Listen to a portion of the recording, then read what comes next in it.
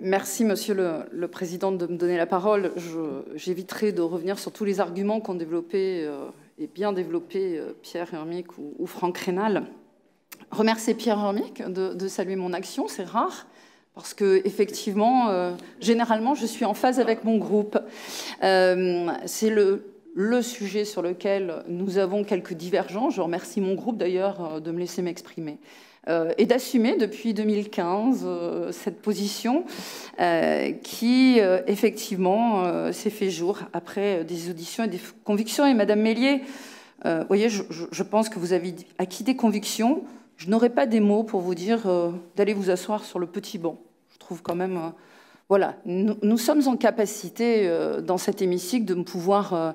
nous parler, confronter nos idées, sans devoir aller sur des propos caricaturaux, parce que oui, je suis aussi un législateur qui évalue les politiques publiques et pour ce faire, mène des auditions. Et en l'espèce, avec mes collègues, nous avons mené des auditions, et notamment de SNCF. Et ce que nous demandons, c'est un moratoire, si vous avez bien lu, un moratoire pour qu'une étude indépendante puisse se faire, et non pas une étude de la SNCF qui est jugée partie et qui vous donne effectivement des éléments qui ne nous paraissent pas aujourd'hui tout à fait sincères.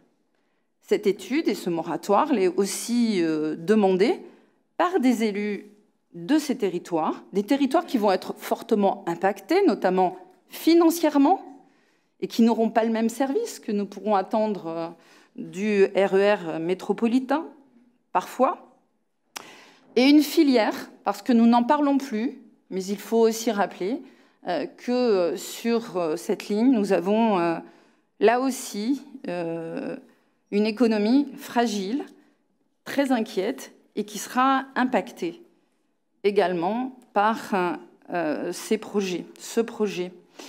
Vous parliez, Christophe parlait tout à l'heure des travaux acoustiques, oui, mais il y a aussi le problème des vibrations.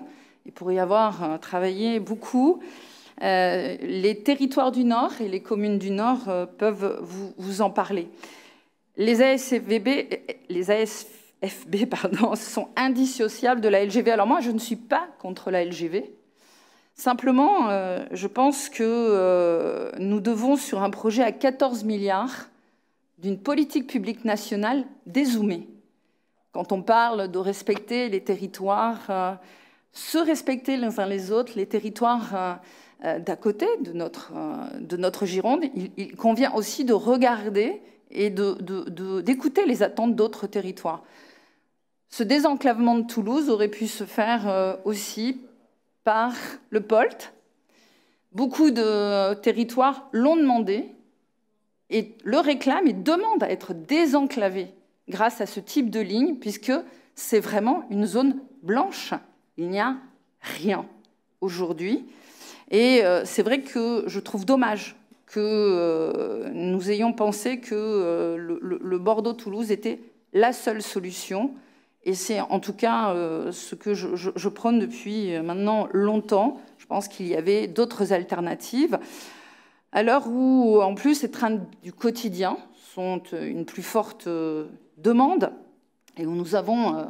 un devoir de résultat de plus en plus urgent, je me dis que depuis le temps que nous travaillons à cela, nous aurions pu faire venir le train-usine pour rénover cette ligne, comme Didier Lallemand est arrivé à le faire assez rapidement, en fait, sur le Sarlat, Périgueux, Libourne, Bordeaux, qui marche formidablement bien, qui a permis aujourd'hui de répondre aux attentes. Quant au fret, je pense que c'est une arlésienne que nous vend la SNCF depuis longtemps. Plus nous en parlons et moins nous la voyons.